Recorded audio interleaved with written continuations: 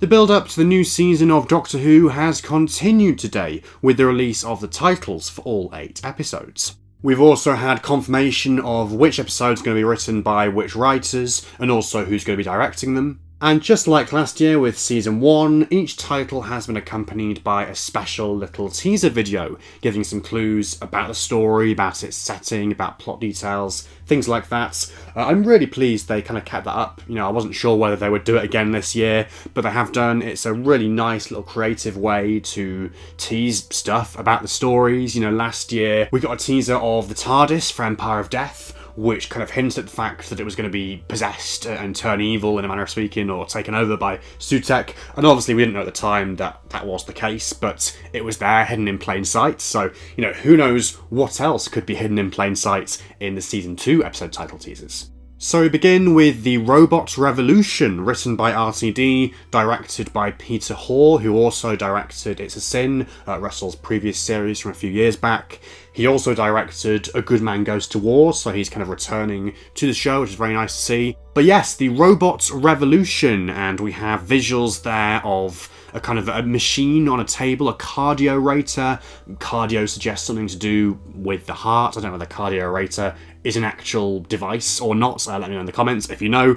But yes, that and kind of laser bolts being fired in the background. And obviously here there are two things to pick up on, I suppose. The robots and the revolution. So we've seen a lot of the robots already, assuming they are the red robots. We've seen the trailers.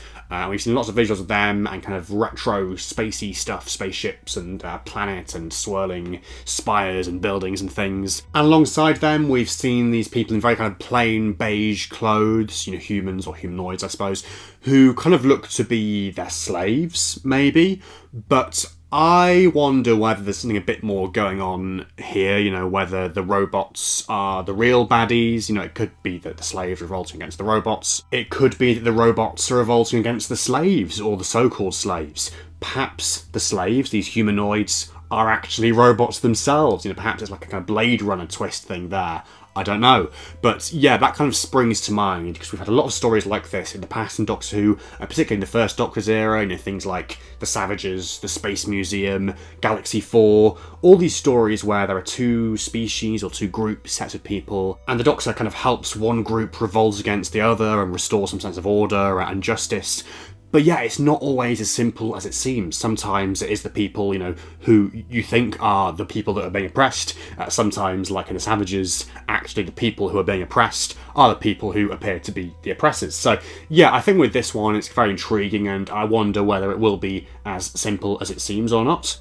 Episode 2 is Lux, again written by RTD, directed by Amanda Brocci, who I believe is a newcomer to the show, and the visuals there are very, very nice indeed. I remember when this was being filmed, I think down at Penarth, the Penarth Pier, where basically, yeah, that is doubling for America, I want to say Miami, I think, in the 50s. It's the story with Mr. Ring-a-Ding, all that kind of stuff going on, the cartoon character, and yeah, I've got this visual here of, you know, all the lights and stuff, and a cinema, and old-fashioned cars, and the TARDIS parked there in the distance. A bit like with The Devil's Cord last year, it kind of feels like we already know quite a bit about this story. I think it will be quite similar to The Devil's Cord in terms of the narrative and the structure and everything, you know, maybe having another godlike being from the Pantheon. You know, Lux is a word that kind of is to do with light, so does it suggest there's going to be a god of light involved somewhere? Is that how Mr. Ring-a-Ding, you know, escapes from the cinema screen or the film screen, whatever, into the real world? Because obviously cinema and film is all about, you know, the projection of light, and screens, and our digital screens are all about light as well. So yeah, that's very intriguing. I wonder how far they're going to go with that. Hopefully lots of kind of creative stuff going on there. And yeah, a god of light would be fantastic. I really hope that does happen now. Episode 3, which I think is meant to be a scary one, is The Well, written by RTD and a newcomer to the show, Sharma Angel Wolfall, and once again directed by Amanda Brocci. So I think this one was rumoured to be titled 5 Miles Deep. I'm not sure how legit that is, maybe that was a working title or something, but yes, The Well is what we've got instead, which I suppose is a very similar thing of like a very deep sort of space. So yes, this kind of suggests something a bit weird, and with the visuals as well. We've got this door kind of closing or not quite closing, and some kind of living quarters in the background. I believe this is the one with all the spacesuit footage from the trailers where we see the Doctor and Belinda and a load of other people in spacesuits and kind of going on this this mission onto this planet's surface. So yeah, very, very atmospheric, very spooky sounding. I don't really know what to expect from this. I just hope that, yeah, it's as scary as they kind of said it's going to be, and there's a great new monster in it, and that is successful as well, and it stays with you after the credits roll, and something like that would be really, really nice, I think. Similar, I suppose, to Boom last year, not in terms of the monster, but in terms of the futuristic setting, and it's giving similar sort of vibes to that, like going into the far future. It's dangerous, and it's, yeah, not at all safe or cozy, but very much, well, literally in this case, throwing you in at the deep end, so yeah. Episode 4 is Lucky Day, written by Pete McTighe, returning to the show after having written Kablam and Praxeus during the Jodie Whittaker years, and once again directed by Peter Hoare. So this was rumoured to be the kind of the Ruby-centric episode, or one of the Ruby-centric episodes in the season, another kind of Doctor Light thing, similar to 73 Yards last year, and the video basically confirms that. We've got Ruby there, front and centre on a poster. I think it's like a podcast poster or something, advertising a podcast or a live show, and it says, with host Conrad Clark. So he was seen on set. He's rumoured to be Ruby's boyfriend or love interest or whatever, and he's rumoured to have a bigger role to play in the season as well. So I guess this is where he's going to be introduced, or kind of one of the main stories to focus on him, at least. But yeah, in terms of the other stuff going on in the video here, we've got this poster pinned to a notice board with loads of other newspaper clippings and things about, well, UNIT. There's one there that says, are UNIT keeping aliens in their HQ jail? I'm assuming jail is the last word there. Yeah, very, very interesting this, because it ties into stuff that was already rumoured. We've seen in the trailer, that shot of Kate going down that big kind of unit corridor, and some kind of monster who was imprisoned, presumably behind a window. We have other newspaper clippings as well, referencing old episodes of Doctor Who, so things like that Hamrick explosion in Rose, things like the Selene ship crashing into Big Ben and Aliens of London, and the text in this clipping kind of talks about, conspiracies and UNIT and what's going on there. So it seems like we're kind of going down that angle of like the dark side of UNIT maybe, and UNIT kind of covering things up, and whether that's right or not is in the best interest of the country and humanity as a whole to keep them in the dark about aliens and extraterrestrial stuff that's been going on for years. Is there indeed dark stuff happening behind UNIT's own doors with this stuff about them keeping aliens in jails or whatever? Is that all kind of above board or not? It's a very interesting angle to go down with UNIT, quite different, quite a departure from the old days of UNIT in the classic series, where it was all very cosy and, cottage hospitals and, old bases and things like that out in the country. But yeah, I think it sounds very, very intriguing and very topical potentially as well. So I'm looking forward to this. I think it'll be something special. Episode 5 is The Story and the Engine, written by Anua Allams, directed by Michaela McPherson, who are both new to the show, so that's great to see. And the video shows off a poster or a booklet with missing persons, which kind of corresponds to stuff we saw in the trailer. There's a spider crawling across that, which again corresponds to the trailer, the big kind of spider creature that we saw there. And also on the table, what appears to be like a barber's kit, a pair of scissors, combs, brushes, hair products, things like that. So I believe this is rumoured to be a Nigerian set historical story, which would be very, very interesting indeed. I think that it would be really, really great to see. And yes, obviously the spider, it is a big part of that from what we've seen in the trailer so far.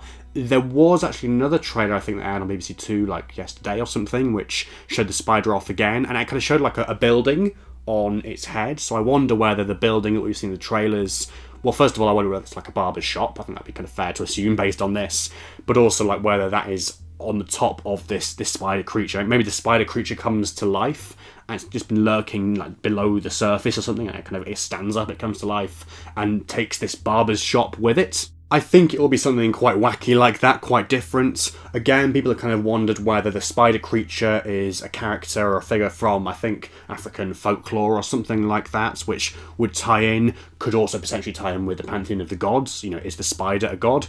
That'd be quite hilarious. Like, you've got the toy maker, you've got Maestro, you've got Sutek, and then you've got a spider, but I suppose Sutek is a dog, so there's a precedent for that with animals and stuff. And the title is giving off those very abstract vibes as well. It's not at all clear what that means, the story and the engine. Yeah, who knows? Episode 6 is one we already knew about, the Interstellar Song Contest. This will be written, as rumoured, by Juno Dawson, who's obviously a newcomer to the show, but she's done things like The Good Doctor, the Jed Whisker novel, and also Doctor Who Redacted, the podcast series, and directed by Ben A. Williams, who, once again, I believe is a newcomer. Not a lot to say about this because, like I say, we already knew this was going to be the Interstellar Song Contest episode, the Eurovision episode, all the singing and dancing and stuff, so I'm expecting loads of that. I think there's also been talk of like a really crazy gravity-defying sequence for the Doctor, so that'll be great to see. But yeah, I think it's going to be another one which is very much what it says on the tin, and also quite crazy and wild and ambitious as well, hopefully in terms of the visuals and stuff and the scope of it, and hopefully more musical than The Devil's Chord was. Like, give us some actual proper musical moments here with the Doctor singing or whatever, maybe, in different musical numbers. I don't know. It's kind of one of those ones where, yeah, we'll have to wait and see how the execution is with that, but I think that's the potential to be really cool. Then we come on to the really interesting stuff, the two-part finale. So both of these are written by RTD, obviously, and both directed by Alex Sanjeev Pillai, who also directed Joy to the World at Christmas just gone. Yes, the first part is Wish World. Very intriguing, ominous. Ooh, what does this mean? A wishing and a wish world? Is it a world where your wishes come true? The video only adds to the mystery, kind of showing off a glimpse of what appears to be like a room made from bones. I wonder whether this relates to the dinosaur skeleton bone thing we saw in the trailer, perhaps. But then again, bones and wishes, how do those two things correspond to each other? What is the link there? And also we've got this visual of like a clock spinning round, or clock hands spinning round. So we have a room made of bones that also has a clock in it, and it's to do with wishes. So wishes and time and bones. I'm not quite seeing what the connection is here, but I'm very, very intrigued. And last but not least, part 2 of the finale, episode 8, is the Reality War, and the video for that kind of shows off a street sign which says the Reality War Borough of Hackney, with a wall breaking up behind it, but presumably not just the wall itself, but the entire fabric of time and space or some such. Yeah, very kind of big stakes, apocalyptic, that's the kind of the vibe this is giving. So yes, are there any clues here hidden in plain sight, like with the Sutek TARDIS thing in Empire of Death last year, like I said at the beginning? I can't see any at this stage, but yeah, I don't know, it wouldn't surprise me. I mean, I am assuming there is going to be some returning villain or monster or whatever at the end of this season, like we had with Sutek last year, so I guess it's just a case of who that's going to be. All these clues about bones and wishes and reality wars, nothing springs to mind immediately for me. I mean, let me know in the comments if you can think of anything that would fit the bill there, but yeah, I don't know. Is the reference to Hackney a clue? Has there been like a villain who attacked Hackney or something? Is the street sign thing a clue? Is it going to be another thing like last year with Ruby Road where someone is named Reality War after a street sign? Who knows? But yes, there we have it, all 8 episode titles for Doctor Who Season 2. So to recap, we have The Robot Revolution, Lux, The Well, Lucky Day, The Story and the Engine, The Interstellar Song Contest, Wish World, and The Reality War. What are your thoughts about these titles and the videos that accompanied them? Which story are you most looking forward to as well? Let me know all of your thoughts and theories down in the comments below. If you have enjoyed this video, please do leave a like and subscribe to the channel if you're new for more coverage of Season 2 in the coming weeks. But otherwise, until the next one, thank you so much for watching, and goodbye for now.